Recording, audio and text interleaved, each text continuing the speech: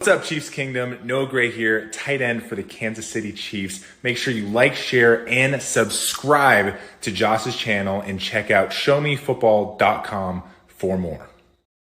What is up, Chiefs Kingdom? Welcome back to another video on my channel. My name is Josh Fann of showmefootball.com and arrowheadaddict.com, covering your Kansas City Chiefs. And this evening, I am joined by my good friend, Michael D'Arcy of KC Sports Report. Guys, it's been a while. We took a little bit of a break after the Super Bowl, but we're getting back into the swing of things now. And today, we wanted to talk about something that actually happened earlier today. And Michael and I talked about this on both of our channels, but the Kansas City Chiefs used the franchise tag on right guard Trey Smith, something that was a little bit of a surprise to many of us when it was announced earlier today by Ian Rappaport of NFL Network. The Chiefs will be using the franchise tag on Trey Smith, which will basically guarantee that he now does not become a free agent. Now, it doesn't necessarily guarantee that Trey Smith plays for the Kansas City Chiefs in 2025. That is not set in stone yet.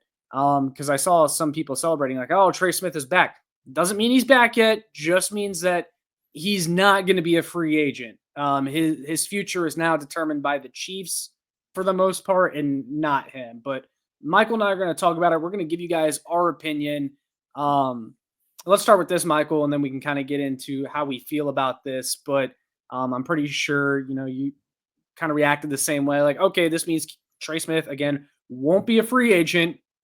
But this also potentially opens the door to a trade, but also makes it probably most likely, if you had to put your money on something, that Trey Smith stays a Kansas City Chief long term. Yeah, they're going to have to find some way to come to an extension with him because they're not going to pay him $25 million to play right guard in 2025. It's not going to happen. Like, if that's the plan, man, that's going to be a very bad plan and a tough, answer for, the coaching staff and the general manager, who's going to have to tell the media, yeah, we just weren't able to get it done. But what does kind of concern me is, like, we've gone through this before. And Josh, you mentioned it in your earlier video. We've franchise tagged a lot of guys over the years, and Chris Jones is really the only one that, ended up getting a deal. And I think Trey Smith, and he had to get tagged twice too. Yes. That's the thing with Chris Jones. He had to get tagged twice before the Chiefs ultimately were able to come to a deal. And they agreed to that deal at the 11th hour before free agency too. Well, he sat out a game. Yep. Yeah, he sat out a game. I kind of forgot about it. He sat out the first game of the season.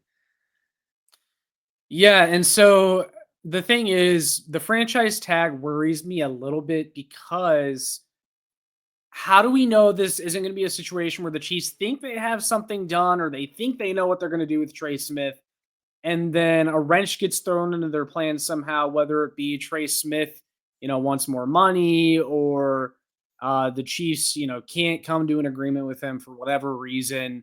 And then you're stuck with that, $24 million cap hit at the start of free agency, which, Michael, is going to keep you from doing just about anything. And we've seen this too many times now. We saw it just last offseason with L'Jarius Sneed when the Chiefs tagged him, and they tagged him with the expectation, okay, we're going to trade him. And then a trade did not come as quickly as the Chiefs wanted it. Kind of hindered some of their offseason plans, kept them from signing some free agents that they wanted to. And then L'Jarius Sneed didn't end up getting traded until after the draft. So yeah, because they didn't get picks for no. It was before the draft. It was pre-draft. It was before the draft for this year. Yeah, we were upset that it wasn't a pick to help us, but it was pretty late into free agency when they traded L'Jarius Sneed. But again, it hindered their offseason plans. The Chiefs just don't have a great history with the franchise tag. So I'm hoping that with this news, it means that the Kansas City Chiefs either know that they're trading Trey Smith and that they can find a trade partner quickly, or that they're very close to a long-term deal. And again, they agree to a deal very quickly so that this isn't looming over your free agency plans. Yeah, no, they're going to have to make sure that they go about this the right way. And I don't think that the Chiefs would have franchise tagged Trey Smith if they weren't confident that they could get a deal done, because what is Trey Smith worth in draft picks? maybe a second or a third round draft. I mean, I don't know if you'd get a second, to be quite honest with you. Maybe I'm Probably crazy for third. saying that. You'd probably get a third, maybe a fourth. Like that's kind of the situation that the Chiefs would be in. And I mean, I guess they wouldn't have to pay the franchise tag, but I will say the interesting part of it is that because the free agency class is so weak overall this year, maybe a team would be slightly more aggressive in trying to acquire him than they typically would be. Because if you've seen some of the lists this year, Michael, like Trey Smith is always at the top, 2 or 3 spots, for top free agents in this class. Like Trey Smith was like the diamond free agent in this free agency class. So maybe you could get a team to throw you a low second round pick, high third round pick. But that's not really the point. But my question for you is, Michael, is this the result that you wanted? Is franchise tagging Trey Smith and working out a long term deal? Are you team trade Trey Smith, or how do you feel about Trey Smith being on the Kansas City Chiefs going forward? Do you see that in his future? Is that what you want? I mean, I feel like they need stability on the offensive line, but it's more like on the left side and not necessarily interior right guard. I was hoping that we could get Trey Smith for 19 to 20 million dollars a year, and it kind of seems like he's going to get 22 to 23, and I'm not sure how that's going to shake out over time. I will say that Brett Veach historically has been ahead of the game, ahead of the market. When we signed Joe Tooney back, it was 2021. Everyone Yeah. was like, this is the dumbest thing you're paying a left guard that much money. It's worked out really well. So if this is that kind of situation where they pay their guy early, they get the best years out of Trey Smith, and it kind of resets the market, but the cap's going to continue going up. So I do think that, I'm okay with it given that fact. Yeah. Here's my feelings. And I've kind of stated this before, but I haven't gone into it in depth on the channel. But now that we're in the off season, I guess it's time for me to give my spiel. But I like Trey Smith. I think he's a good player. I think he's kind of become overrated just a little bit. Just a little bit. And the reason I say that is because I don't think he's anywhere near elite in pass protection. He's obviously a great run blocker, but I it sounds like he's going to get paid like he's Quentin Nelson, and I don't think he's Quentin Nelson, Michael. That's kind of my point. He's probably going to become the highest paid guard this offseason. And like you said, like Brett Veach maybe is just getting ahead of the market here, and he's going to pay his guy what he's worth. And maybe in 5 years from now, we'll look back and say that Trey Smith deal looks pretty good. Everyone else ended up getting paid more, whatever. That's fine. And I would be even more okay with it if this means that maybe this is the last year of Joe Tooney and that Trey Smith kind of becomes essentially your replacement for Joe Tooney. Not that he would move to left guard, but just that he would be that, expensive player on the interior offensive line. Because if they end up, going through with this Trey Smith thing, man, Michael, that is like a quarter of your team's cap space tied up in guard, center, guard. And to And what do we me, have in to my show opinion, for it? I well, mean, I that's guess we just do have not a good. couple Super Bowls, but That's just not good roster construction. It's not good roster construction to have that much money tied up into an interior offensive line when you still don't have a left tackle. And I'm not even saying that there's a left tackle to spend the money on, because, there's really not. Maybe a Larry Jackson, whatever, if they end up doing that. But you also could use that money to fill a lot of needs, because the Chiefs have a lot of needs this offseason, a lot more needs than I think people realize. Like, I had this debate with a few people earlier on social media. Like, we need a running back. We need a starting wide receiver. We need defensive line.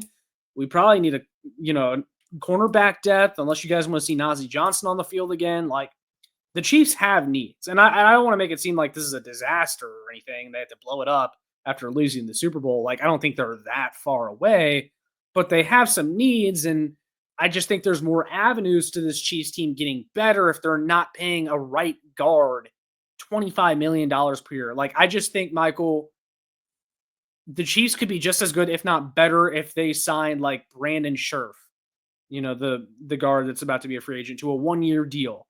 and then got a legit left tackle, and then also spent some of that money on a safety or a pass rush specialist, or, another wide receiver.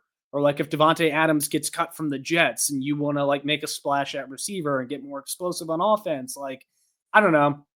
I just kind of would like to keep the options more open and maybe get yourself some more resources by trading Trey Smith in a tag and trade situation. But I don't know. At this point, it seems like they're going to pay him, and we're just going to have to be okay with it. And I'm not going to sit here and complain if they retain Trey Smith necessarily, because, again, he's a good player, and that at least gives you some stability on the offensive line, Michael, as you said earlier. But I just am not super comfortable paying that much money to interior offensive line, which is a low impact position. And by the way, we don't even really use the interior. We don't run the ball. I mean, this has been something we complained about for years with Andy Reid.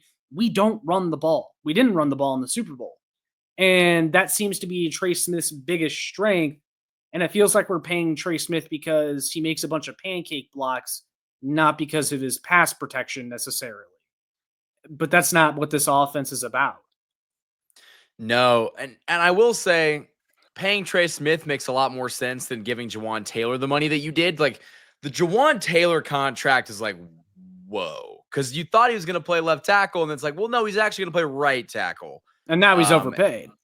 Yeah, now he's overpaid. But it's almost like they swung, they missed. You can't really do that again. Like, not with this kind of money. No, not yet. With that much money, I hope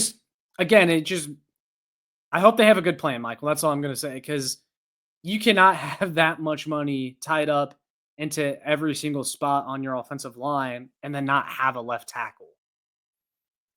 Yeah.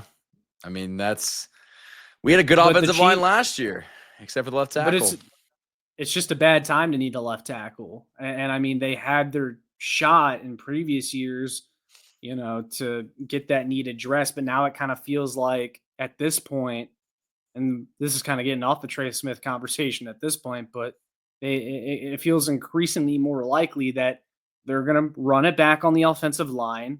That includes DJ Humphries, and then maybe draft someone. That kind of feels like where it's headed. It's almost like, what would have happened if the Chiefs would have got Trent Williams a couple years ago? What would have happened? And here's the thing. If DJ Humphries comes back, that would mean that the Chiefs are expecting someone to start for them at left tackle next year that they refused to play in the Super Bowl. Even when the situation was so dire, your left guard was getting his butt whooped at left tackle so badly, consistently the entire game, and they still said, nah, we don't want to see DJ Humphries. And he may start for you next year at that position.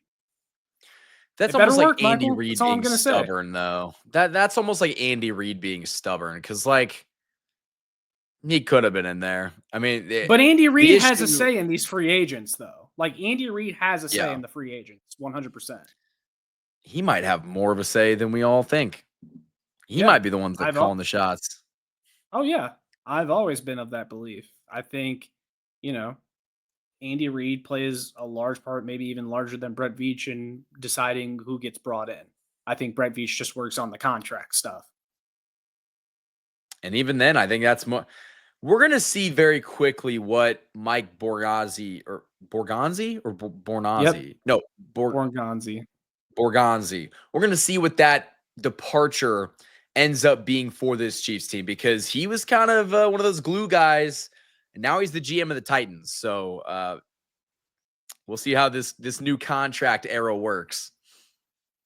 Yeah, because a lot of the guys that they've lost over the past few years, we heard played a large part in, kind of assisting Brett Veach in navigating the cap and how that all works. So we'll see. Hopefully Brett Veach soaked up as much knowledge as possible so that he can, effectively address this Trey Smith situation, because Chiefs franchise tagged him. It sounds like he's either going to be here long term or the Chiefs are going to trade him. Those are the two options at this point. But he's not going to hit the open market, which is what the franchise tag is there for. So I'm guessing the Chiefs think they got a plan, and I hope it works. we got to trust it at this point. They've gone to so many Super Bowls that I feel like we can't be like, what are they doing? They know what they're doing, but it's going to be difficult, Josh, to rebound. And this is the last year of Travis Kelce, and it almost feels like they need to go all in because you don't know what the future holds. But I don't think they are. I think they're going to just do exactly what they would have done if Travis Kelce had 5 more years left. I think they're doing the exact same thing they would have done even if they had won the Super Bowl. Yeah. Yeah. Winning, And though, it masks everything. And we'll see what happens, man. I mean, I think there's a lot more needs than maybe even the Chiefs think there are. And again, that's not to say that, you know, they're not that far away. Okay. They're not No. that far away from making it back to the Super Bowl and winning, but we'd like to see them get a lot more explosive on offense. And that includes also getting a running back, a receiver, maybe 2 receivers. Because let's not forget, you know, D-Hop, Juju, you know, Hollywood, those guys are all free agents. It's only Rice and Worthy right now, really, as the guys that matter. And Rice is probably almost certainly going to miss time. So, again, we'll see. The Chiefs are investing most of their offseason at this point in the right guard. We'll see how it works out for them. But, guys, we're going to go ahead and wrap up this episode there. So let us know down in the comments what your thoughts are on the Chiefs franchise tagging Trey Smith. If you agree, if you would like to see Trey Smith stay long-term, or if you would like to see the Chiefs trade Trey Smith, definitely let us know your thoughts. But all that being said, make sure you like, share, and subscribe so more Chiefs fans can find this. Check out my work on showmefootball.com, arrowheadaddict.com for more. Follow me on Twitter at showmefb. And then before we go, Michael, where can the people find you? I'll keep it short and sweet. You can find me on YouTube at KC Sports Report. And that'll all be in the description as always. So be sure to check that out, guys. Check out Michael's channel. That's all we got for this one. We'll see you guys in the next one. And as always, go Chiefs.